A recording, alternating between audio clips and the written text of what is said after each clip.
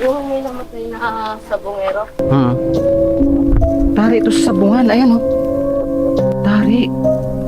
Tari nga yan. Yung pamilya dyan. Oh. Kasi, ano daw, yung mga anak ni laging may sakit. Laging may sakit. Oo, sa ginagambala daw nung parang may nakatira dyan sa bahay nila. Kaya umalis mo na. Isang mansyon ang aming natagpuan sa gitna ng lawa, malapit sa Taal Volcano. Ayon sa mga nakausap naming residente dito, may isang pugot na ulo na hindi matahimik ang kaluluwa. May babaeng humihiyaw na tila ba humihingi ng saklolo. Taong 1970s, itinayo ang mansyon sa tabi ng lawa. Ipinatayo ito ng isang kilalang negosyante dito sa Pilipinas. Dito nga ba dinala ang mga sabongerong nawawala noon sa isang mansyon sa lawa? Mga bahay dito malalaki. Ayan oh. Grabe, ang laki ng bahay. Abandonation. Dito ba ang daan? Oo, dito yun. Ang sukal. Baka may mga kobra. May mga kobra dito. Grabe. Bangin na yata ito dito. Tirahan. Bakit? Tirahan. Tabi-tabi po. Baka may kobra. Makagat tayo. Bakit na? Ano to? Baka bangin nila. Kape to? Kape ba yan guys? Bakit nakatindaan? Prutas. Ito ba ang daan? Baka mali. Kasi bangin ata to eh. Bakit ba? Nice taas. Una na kayo. Saan? Yan, hindi namin alam kung saan yung tamang daan dito sa pinuntahan naming spot dahil ang team ng MM ay pumunta dito sa Cuenca, Batangas upang puntahan yung isang abandonadong mansyon na matagal ng panahon na nakaabandona. At nakakapagtaka lang dahil nasa mismo siyang lawa at malapit sa Bulkang Taal. Yan, hello po, welcome po ulit sa YouTube ng Mendoreñong Mangyan. Hindi po natin makakasama ngayon si Ishor, si Karasain, si Tuni at yung sidekick nila na si Dio. Dahil iniwan ko sila sa Mindoro at ako ay naglayag mula Mindoro to Batangas para mapuntahan ang mga kakaibang misteryo, lugar dito sa ibang lugar sa probinsya sa Pilipinas. Ayan, muli nating makakasama ang nagbabalik kong kaibigan, si Katuklas. Ayan. Yan mga idol, IMM. Nag-collaboration ulit. Support po natin yung kaibigan ko na si Katuklas guys. Yung pa-support na lang po. Hindi natin nakasama si Kuya Joms at si Mr. Kalahe. At sana soon makasama pa natin si Mindoro Adventures. At ang nakasama natin ngayon sa vlog yung kuya ko. Ayan. Pera Hi yan. guys, tigil biyahe muna guys. Kung namimiss niyo siya, ayan yung kuya ko na talagang sumasama sa vlog. Hindi natin nakasama yung isa kong kuya, nasa Rizal, si Kuya Rensky.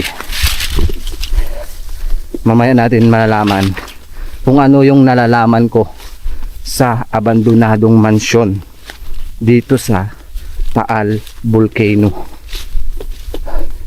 Kanina pa kami paikot-ikot, parang nililigaw kami ng mga naninirahan dito.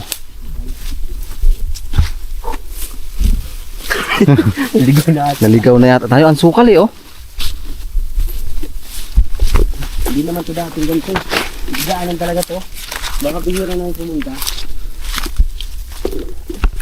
Baka may mismong daan. Naligaw lang tayo o nililigaw tayo dito. Napansin lang natin dun sa pinagdaanan natin kanina, may mga mansyon na wala nang nakatira. Diba? Nakakapagtaka bakit iniwan din yung mga mansyon dun sa dinaanan natin. Katuklas, tama ba to? Dinadaanan natin. Ito yung sambong guys oh. Alam nyo ba kung saan gamot ang sambong? Ang dami dito. Gamot sa ubo. Ayun.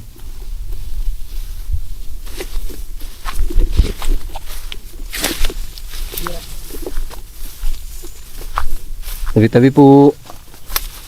Tama ba yan?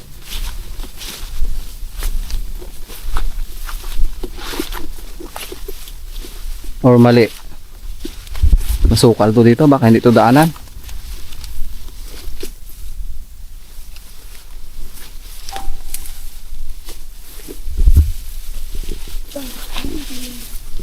Naliligaw kami guys.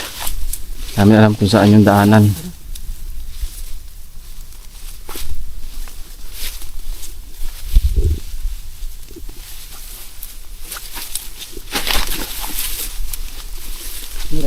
May mga singkamas na dito.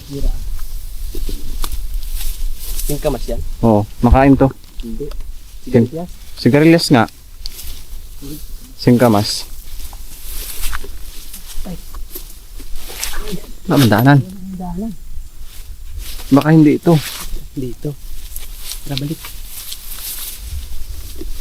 Yan, walang way. Wala. May daan mo. Ito na yata yung daan. Ayan guys. Daan ang way dito. Ha? Marami unggoy. Kanina pa kami naglalakad. Hindi namin alam kung saan ang mismong daan. Pero dito sa kabilang side, may nakita kaming daan. Sana ito na.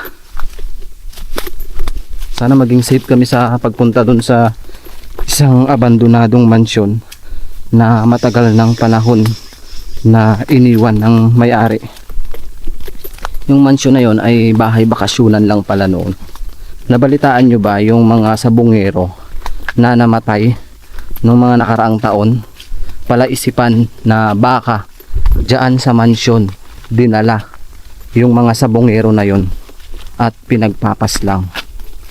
So patuloy tayo, naway walang mangyaring masama sa atin sa pagpasok sa isang mansyon dito sa Taal.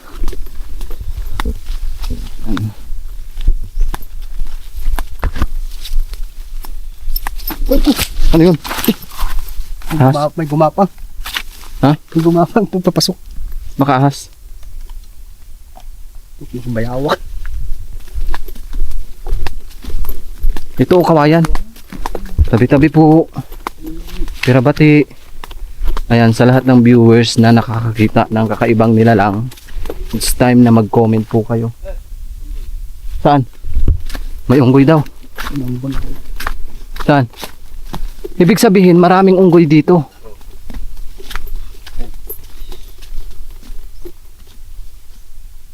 Oo nga. Tinigid na.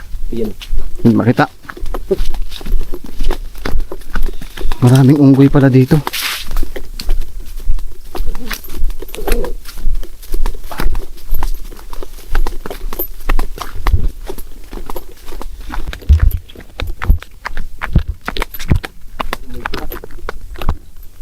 Amoy ko na yung mga malalansa.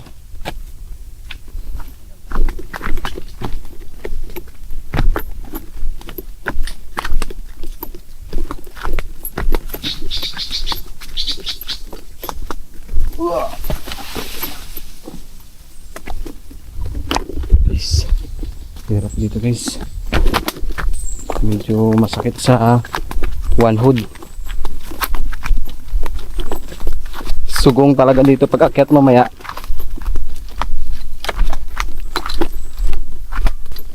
Guys, oh, may tsinelas. Hindi kaya ito yung tsinelas ng sabungero. May mga tsinelas dito. Oh, may mga bote ng alak. May mga bote ng alak guys.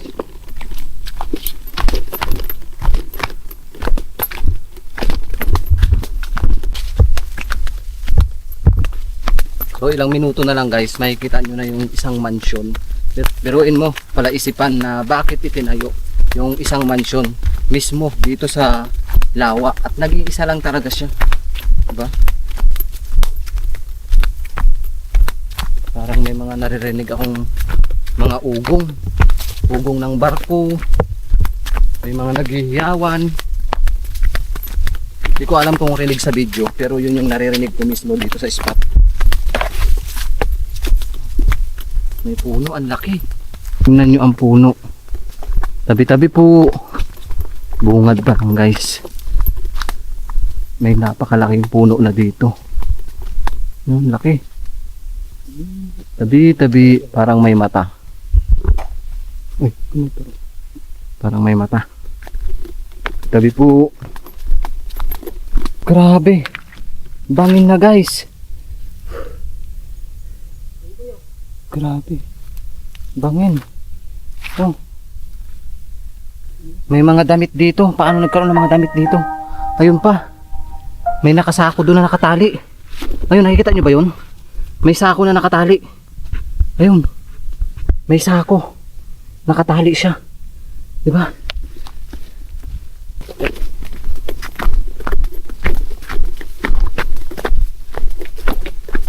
Baka salvage tayo dito kasi napanood nyo yung mga sabongero na binalita, yun, pinagpapatay. Yung hinihinala ng karamihan, baka dito sila dinala muna sa mansyon.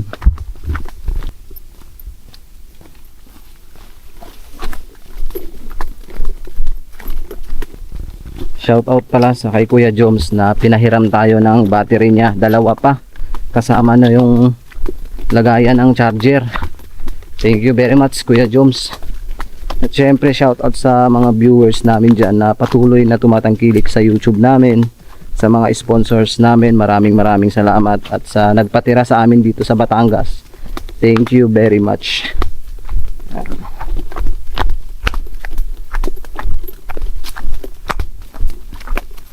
Malapit na yata guys. Siguro itong area na to noon, napakaganda.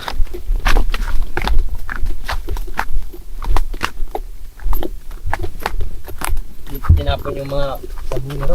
Dito yon. Ano yun, patay na nung tinapon o dito sila pinagpapas lang? Ha?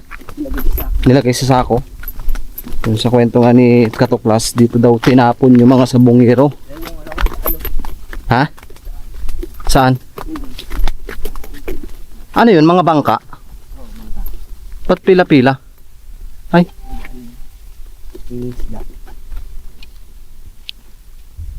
Luwang. Ganda rito. Bangin pala to dito. Ayun din, yung bulkan. Yan yung bulkan na yan. Bangin. Yung mataas niya. Oo, bulkan na yan.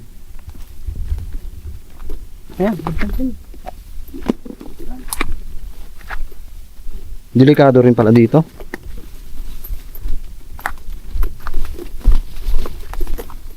Ano yan? Sinadya? Yan. Guys, may mga butas dito. Parang sinadya na binutas. Ayun no? Sa paligid. Parang hindi naman sadya yan. O parang binutas talaga. Pansin nyo, may mga butas. Parang sanggay. Deposito. May mga panakot dito sa aswang. Naniniwala ba kayo sa aswang guys? Ito yung sinasabi nila na mga panakot daw sa aswang. Yan. Anong tawag sa inyo yan? Anong kwento? Kaya daw umalis yung pamilya dyan. Oh.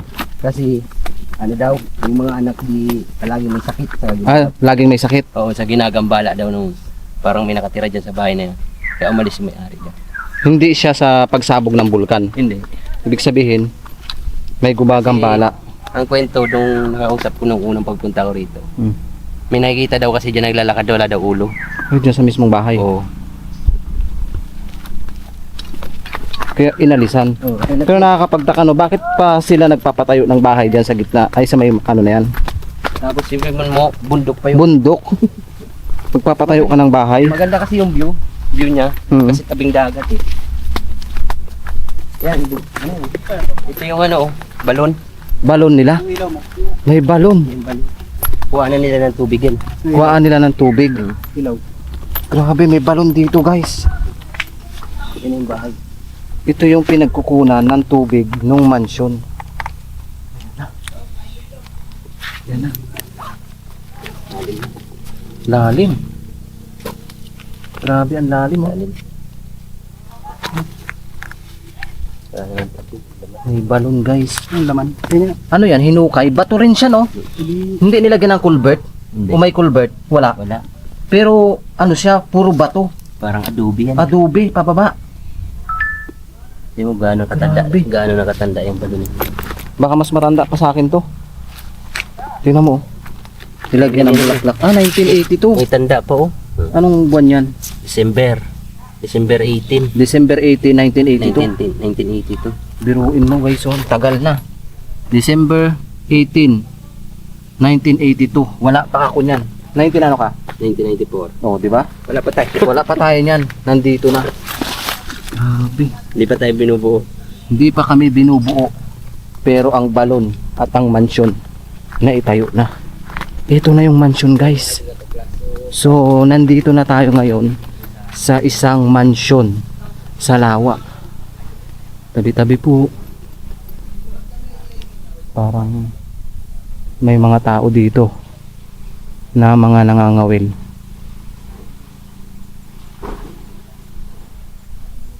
So, pasukin na natin. Tabi-tabi po. Kakaiba yung nararamdaman ko dito guys. Iba yung presence ng mansion. Parang may mga nakatingin. Tingnan nyo.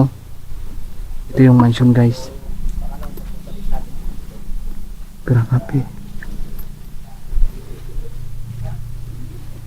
Kinakabahan ako pumasok sa loob. Tabi-tabi po. Tabi-tabi po. Grabe no. Talagang napakaganda ng pagkakagawa. Ibang-iba siya sa mga ginagawa ng mga mansyon ngayon. Tingnan mo. Oh. Grabe, solido yung pagkakagawa ng mansyon na to. Subalit, iniwan na lang. Yan. Tabi-tabi po. Grabe, solid yung pagkakagawa ng mansyon. May ibon dito, patay. May ibon. Tabi-tabi po. Ang galing no, siguro milyon din ang inubos dito ng may-ari. Dahil nga may nagpapakita daw ditong pugot ang ulo at nagkakasakit yung mga nakatira dito, yung mga anak. Nilisan ng may-ari. Tingnan nyo yung pugon.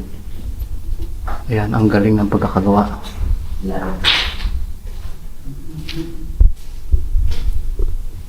Umubos din siguro to ng milyon. Million din to. Milyon. Ang laki. Ang daming mga sulat. Mismo na sa gitna talaga siya ng lawa guys. Tsaka yung iba, parang gustong nakawin na din yung mga bakal. Mga gamit. Kasi pinupukpok. Wala nang natirang gamit, no? Ayan, no? May mga kwarto. Ayan. Grabe, iba yung pakiramdam ko dito guys. Parang dito nga talaga pinasok o dinala yung mga sabungero. Diba ilang ano yun? Buwan ba yun nawawala yung mga sabungero? Patay na ibon. Ano yun? May humangin. May biglang humangin dito sa likod ko. Labas tayo. May biglang humangin. Hindi na naaakyat yung taas. Grabe. Biruin mo, saan ka makakita na mansion sa may lawa? May tao man yata dito? Ha? Matibay ka yan? Oo, tibayan kang gala sa gilid.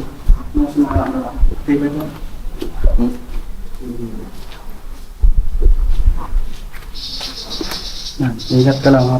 Subukan mo akyatin. Hawakan mo. Malalay ka lang. Antik na talaga yung daanan kasi ang tagal na ng ano na to. Kaso ba? So yun guys, nakakit natin yung mansion. Tingnan nyo, natatakot ako. Tingnan nyo. Ang galing ng pagkakagawa ng mansion. So dito tayo, ito yung kwarto. Tabi-tabi po. Iba talaga yung pakiramdam ko dito sa mansyon na to. Parang dito nga pinahirapan yung mga sabongero na nawawala dito sa area na to. Parang yung bakas. Iba yung presence pag nandito ka talaga guys eh. Hindi ko alam kung mararamdaman ng ibang viewers, pero iba yung presence pag nandito ka sa loob. Iba yung pakiramdam. Parang may mga nakatanaw na hindi mo mawari. Grabe. Ito yung pinakataas. Silipin natin. 'Di ba? Sinong tao yung magpapatayo ng ganito na mansyon sa Maylawa? Nag-iisa lang talaga siya. Tabi-tabi po. Parang dito mismo pinahirapan din yung ibang mga sabongero dito sa area na to bago sila pinagpapaslang or sinako. Sabi nga ni Katuklas, meron daw ditong nagpapakitang mga pugot na ulo, tapos may mga humihiyaw na para bang humihingi ng saklolo. May mga nangangawil dyan oh.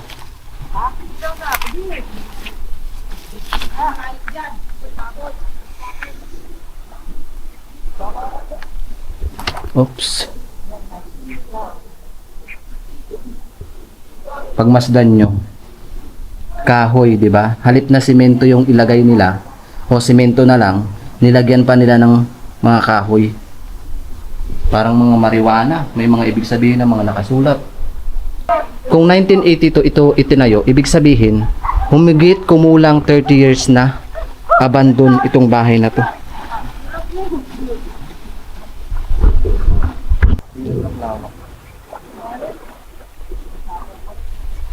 Kinakabahan ako, baka mahulog.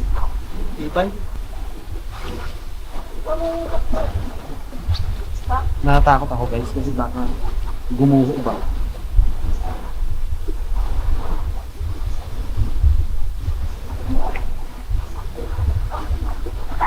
Baka gumuho. Guys, tingnan nyo to. May napansin ako dito. Parang kakaiba yung misteryo na, nakita nyo ba yan? Parang misteryo na pag tumingin ka dyan, may mawawalang buhay sa pamilya mo o ano. Parang yun sa kay Chris Aquino, napanood nyo ba yun? Yan, parang may third eye, di ba? Tapos parang may nakasilip dito sa bintana na hindi mo mawari. Ito yung pinto.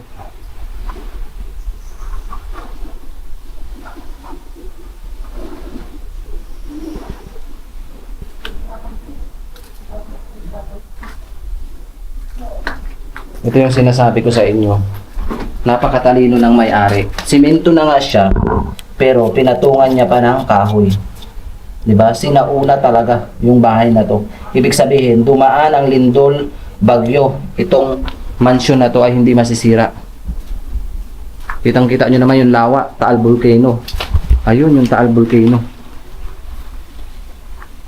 'Di ba? Simentado rin hanggang baba, guys, sa hagdan.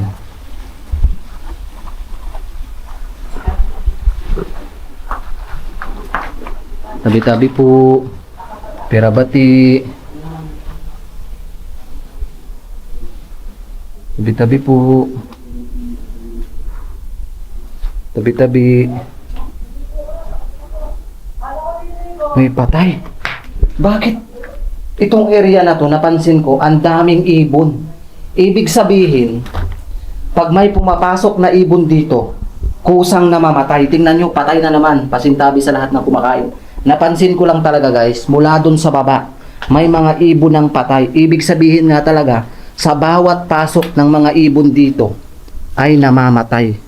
Or baka kinakain ng mga elemento. Di ba? Hindi natin alam. Hindi tayo pwedeng magbigkas ng kung ano. Pero may puno dito.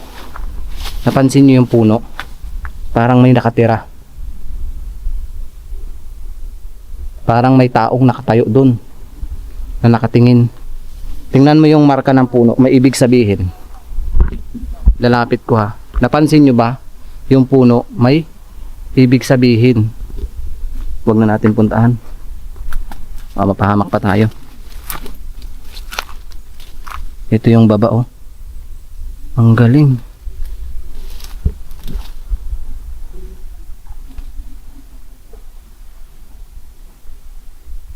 Ayan, sa lahat ng viewers na nakakakita ng kakaibang nilalang, it's time na i-comment nyo po para mapanood ng viewers, ng libu-libong viewers na merong mga nakatira dito. Kung nandito pa man yung mga kaluluwa ng mga namatay na sabungero, i-comment nyo po yung mga nakakakita po, yung may mga third eye, pwede po ba kayong mag-comment? Hindi ko to napasok, parang ang ganda dito. Diba, ang ganda? Ano to?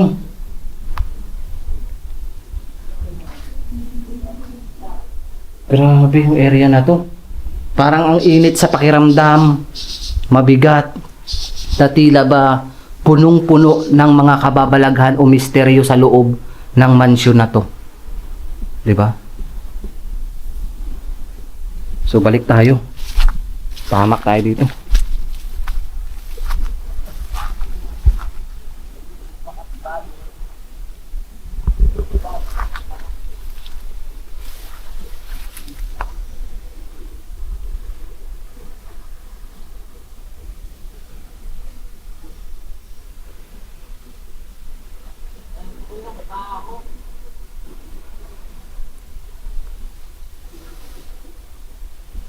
Parang maibig sabihin kasi yung bahay, guys. Hindi ko alam kung ramdam nyo na tila ba yung bahay na to ay kakaiba. Sinayang lang ng may-ari na pinatayo niya syempre tapos iniwan.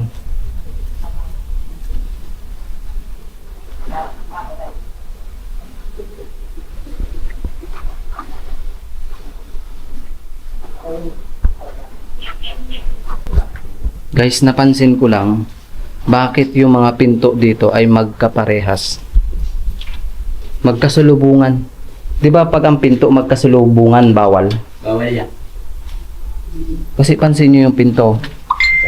Magkasalubungan silang dalawa. Magkaharapan. Magkaharapan silang dalawa. Tapos pagpasok mo dito, may isang pinto pa rin diyan. Pagpasok mo dito, may isang pinto pa diyan, 'di ba? Bawal na bawal yung magkaharapan, sabi ng mga lola ko. Baka marumpag.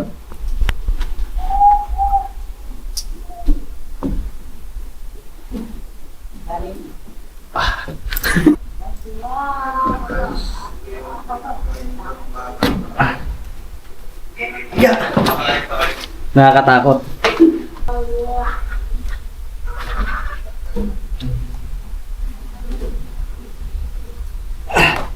Grabing hagdan. Oh. Grabing hagdan.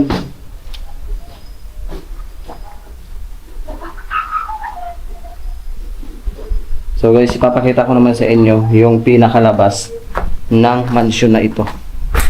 Lawa. Ang lawa. Ito. Grabe. Ito yung mansyon. Tingnan nyo.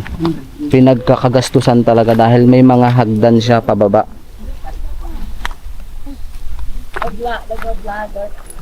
Ito yung bahay. Tingnan yung maigi.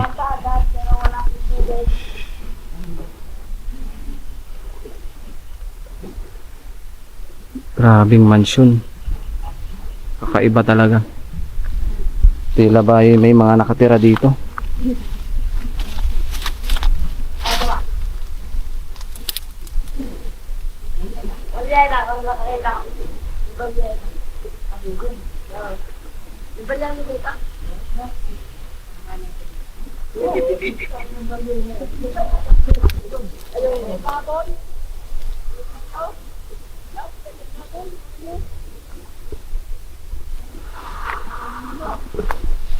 So puntahan natin yung mga nangangawil.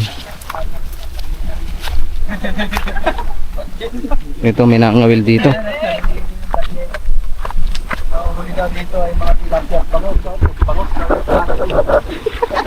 Anong nahuli niya? May tilapia.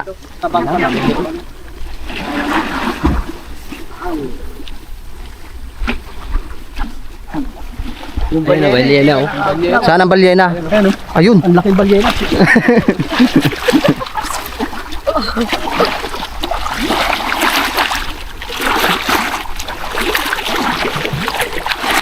Sulit ba to? Oh?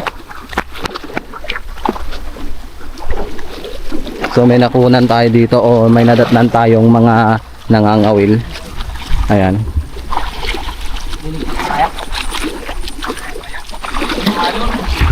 Nasaan huli nyo? Uy. Mga ano, puyo. Ano to? Isdang dagat? May isdang dagat din pala. Puyo. Isang dagat ba? Oh, ayan oh, isdang dagat oh. Isdang dagat ba yan? Ano? Pwede sa aquarium. Magandang aquarium to. Bakit tilapia? Kaso baka mamatay. Patay na yun. Hmm? Labas ng ano. Isdang dagat ba yan? Luto na eh. Ito na, orange na eh, no? Lawa. Saan banda yung taal dito? Dahil dito mga idol na paklato, luto na. Ganda oh, tabunan. Saan? Ah, natabunan. Bunak. Isda luto na. Kakaibang isda yan. Tutuklawin ka niyan. Nadatnan nga tayo ng mga bata na nangangawil. At nabanggit niya rin na maraming mga nangyayari dito sa mansyon. Na tila ba pala isipan bakit itinayo itong mansyon na to sa gitna ng lawa, malapit pa mismo sa Taal Volcano. 'Di ba?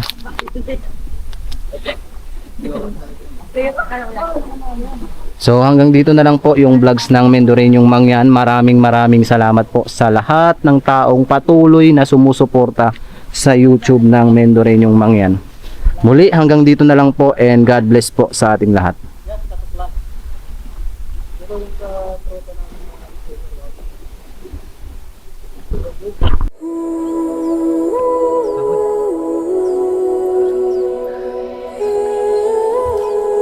Isang oras na. Pakyata na naman to.